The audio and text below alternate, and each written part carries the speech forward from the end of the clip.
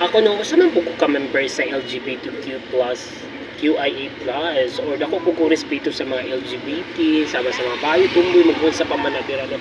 Ginarespeto dyan ako na sila, no, kay isa po ko dito. Pero to the point ngayon, anaon ni mo ang usa ka pa ng crew, nga imong patindugon siya sa imong atubangan for almost 2 hours, or 2 hours jud siya, kay na kay pangutana or na kay pangutana nga di niya matubag, or nasuko ka kay gitawag kaniya og sir, dili na ko na siya makatarungan. So ano man dig tawagon kag sir, isa pa no, paminaw, isa pa gihimo kag lalaki din sa kalibutan pag anak nimo lalaki ka, bisan pagbasihan ang imong birth certificate ang nakabutang dito nga ang imong gender is lalaki.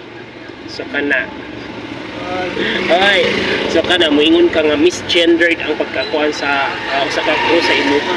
Ha, asay naka misgendered ato nga lalaki man jud ka, di ba? Ang imong pangalan is Jude. Oh, kada kong Jude sa imong pangalan tapos masuko ka.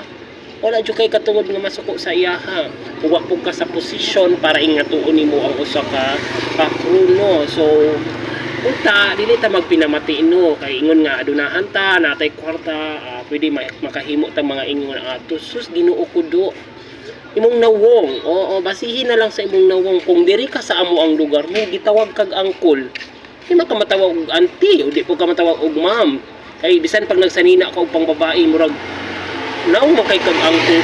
Ay Diyos ko Lord, kung diri na nimo gibuhat sa Mindanao, no, ambot na, di na lang jud ko mo kaya pa, kay murag ay dili jud siya makatarungan. Pero napod sa imuha, kay imuha man na, no, pero luwi kay ang crew, di ba?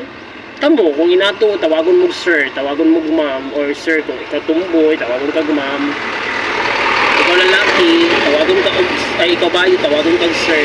Masuko di ay kailangan jud yung ginatuon ng usa ka crew. So nganong masuko-suko man, ako gani ginatawag og angkol, so di ko masuko kay tinuod man angkol kog nawong. Bisan pag ganang kuan ko di maginana, oy kay di jud ka gwapa, mao jud na ang pinakapunto dito, dili ka gwapa, nainawong nimo ang abs na aduha. Oh my god, na stress ko sa imo. Oy